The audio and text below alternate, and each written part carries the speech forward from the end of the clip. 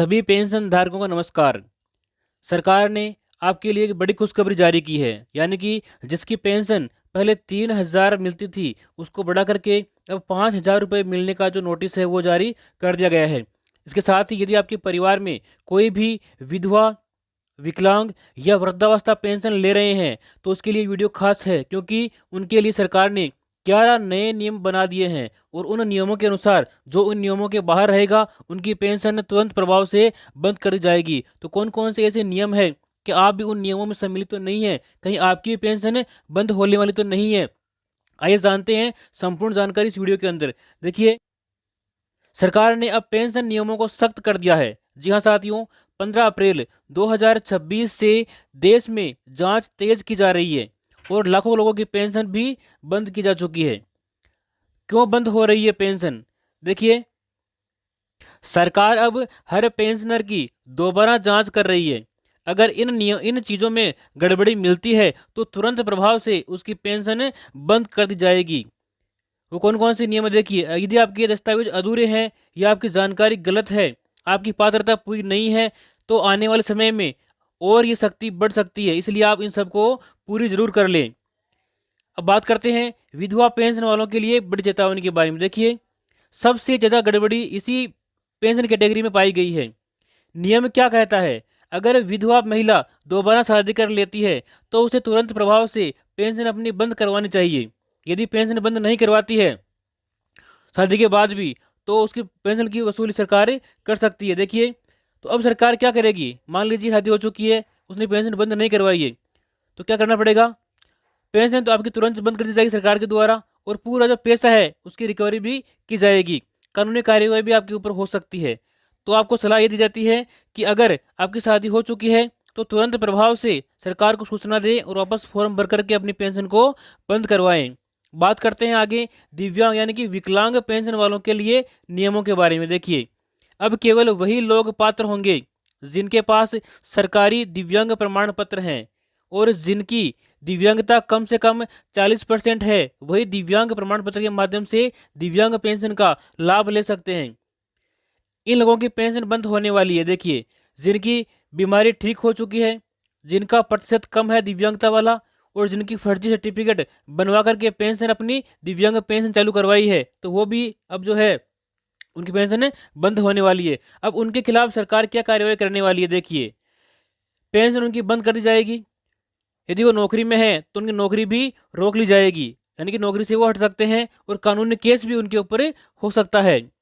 आगे बात करने वाले हैं वृद्धावस्था पेंशन वालों के लिए नए नियमों के बारे में। देखिए, सबसे जरूरी बात, उम्र 60 साल या उससे अधिक होनी चाहिए यदि आप वृद्धावस्था पेंशन का लाभ ले रहे हैं। तो अब जांच किससे होगी?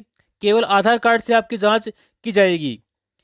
जो भी इस कैटेगरी में नहीं है, यानी कि जिनकी उम्र 60 वर्ष से कम है, उनकी पेंशन बंद कर दी जाएगी। इसके अलावा जिन्होंने गलत उम्र दिखा करके फर्जी माध्यम से पेंशन ली है तो उनकी पेंशन भी अब बंद कर दी जाएगी। सरकारी योजना के अनुसार 30 अप्रैल से पेंशन में बड़े बदलाव लागू होने वाले हैं। नई दरें और भुगतान तारीखें घोषित कर दी गई है। जो आपकी बकाया पेंशन थी उनकी तारीखें जारी कर दी गई है। बकाया पेंशन आपको कब मिलने वाली है उसके बारे में भी आगे बताया गया है। देखिए, जीवन प्रमाण पत्र जरूरी कर दिया गया है। हर साल आपको देना होता है। अगर आपने नहीं दिया है तो आपकी जो पेंशन है वो तुरंत प्रभाव से बंद कर दी जाएगी। तो ऐसे में अपन क्या करें? अपनी जो KYC है वो तुरंत करें ताकि आपकी पेंशन जारी रह सके।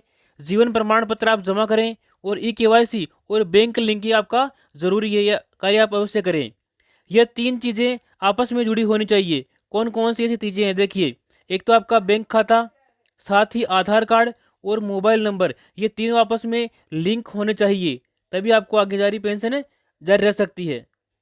यदि आप इन सब को लिंक करवाएंगे तो इसका फ़ायदा क्या मिलेगा? देखिए, पैसा सीधे आपके बैंक खाते में ट्रांसफ़र किया जाएगा और आपको SMS के माध्यम से सूचना भी मिलती रहेगी। नाम की गलती भी बन सकती है समस्या का कारण। देखिए, बहुत बड़ी गलती जो लोग करते हैं, पहला है आधार में अलग नाम होना, बैंक में अलग नाम और पेन में अलग नाम।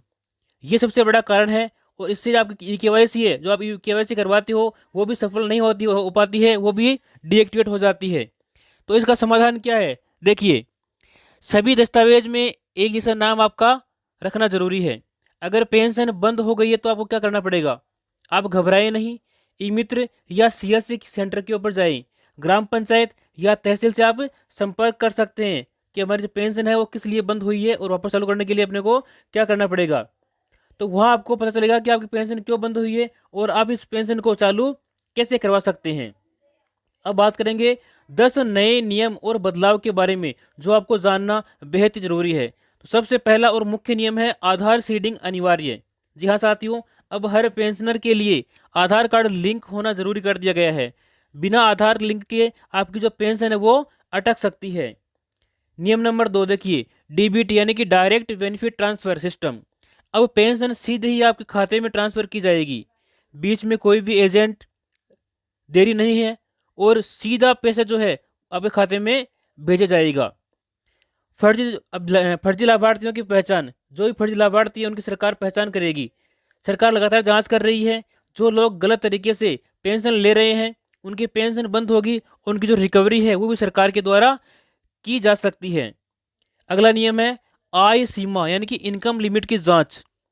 अब आपकी आर्थिक स्थिति भी चेक की जाएगी। अगर आय ज़्यादा पाई गई है तो आपकी जो पेंशन है उसी समय बंद कर दी जाएगी और हो सकता है आपकी रिकवरी भी वापस सरकार कर ले। अगला नियम है एक व्यक्ति एक ही पेंशन। एक साथ यदि आप अनेक योजनाओं का लाभ ले रहे हैं तो उसे बंद, आपकी जो पेंशन है वो बंद हो जाएगी, केवल एक ही पेंशन आपको मिलेगी।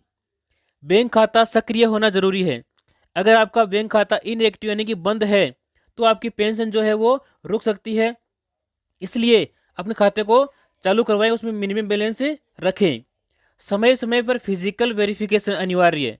कभी कभी सरकारी जांच घर तक भी आ सकती है, आपको उपस्थित रहना होगा और यदि आप गलत पाए जाते हैं तो आपकी पेंशन तुरंत प्रभाव से बंद कर दी जाएगी। अगला नियम है राज्य बदलने पर जानकारी देना जरूरी है।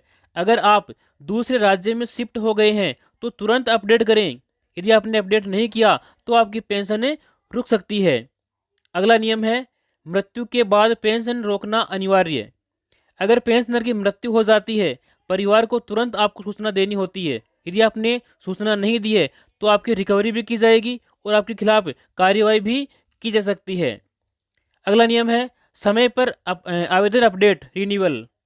कुछ राज्यों में समय समय पर फॉर्म अपडेट यानी कि रिन्यू करना जरूरी होता है। यदि आपने ऐसा नहीं किया है तो भी आपकी जो पेंशन है वो बंद हो सकती है, तो इस बात का आप ध्यान रखें। अगला नियम है मोबाइल नंबर अपडेट रखना जरूरी। जी हाँ साथियों, किस लिए? एक तो आपकी ओटीपी आती है उसकी सूचना मिलने के लिए, पुराना नंबर होने पर, ई केवाईसी और अपडेट इससे रुक सकती है यदि आपने मोबाइल नंबर अपडेट नहीं करवाया तो, और हमेशा चालू नंबर ही उसमें लिंक रखें ताकि समय पर आपको सूचना मिल सके और आपकी जो पेंशन है वो जारी रह सके। अब सरकार पूरी तरह से डिजिटल और सख्त नियम सिस्टम लागू कर चुकी है और छोटी सी गलती भी पेंशन बंद करने का एक बड़ा कारण बन सकती है।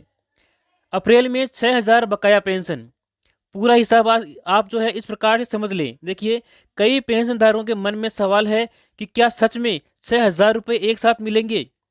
इसका सीधा जवाब है हाँ, लेकिन उसके लिए शर्तें भी है। तो कैसे बनते हैं आपके 6,000 रुपये, पहले आप ये जान लीजिए बकाया 6,000 रुपये आपके कैसे बनते हैं। अगर आपकी पेंशन पिछले महीने से रुकी हुई है यानी कि जनवरी, फरवरी और मार्च की पेंशन यदि आपको नहीं मिली है और आपकी मासिक पेंशन प्रति माह आपको 2,000 रुपये के हिसाब से मिलती है, तो देखिए कुल बकाया आपकी जो पेंशन है वो 2,000 रुपये प्रति माह के हिसाब से 3 महीने के आपके 6,000 रुपये बनते हैं।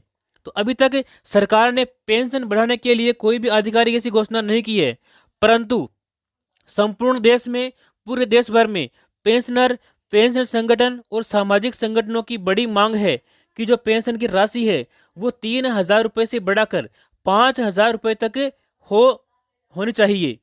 इसकी वजह क्या है? यानी कि लगातार महंगाई बढ़ रही है, कम पेंशन में गुजारा मुश्किल हो रहा है, साथ ही बुजुर्ग, विधवा और दिव्यांग लोगों को इससे सहारा मिलता है, इसलिए पेंशन की जो है वो बढ़ोतरी होनी चाहिए। अब आपकी राय क्या है साथियों? क्या पेंशन 5,000 रुपये वास्तव में होनी चाहिए? क्या वन नेशन और वन पेंशन जो स्कीम है वो लागू होनी चाहिए? आप अपनी राय कमेंट बॉक्स में जरूर बताइए। साथियों, ऐसी महत्वपूर्ण जानकारी के लिए आप इस चैनल से जुड़े रहें। यदि आपने अभी तक इसको सब्सक्राइब नहीं किया है तो इसको सब्सक्राइब करें और साथ में इस वीडियो को सभी पेंशन धारकों तक पहुंचाएं, ताकि वो भी अपनी पेंशन समय पर ले सकें और नए नियमों से अपडेट रहें। मिलते हैं अपनी अगली वीडियो में, तब तक के लिए जय हिंद, जय भारत।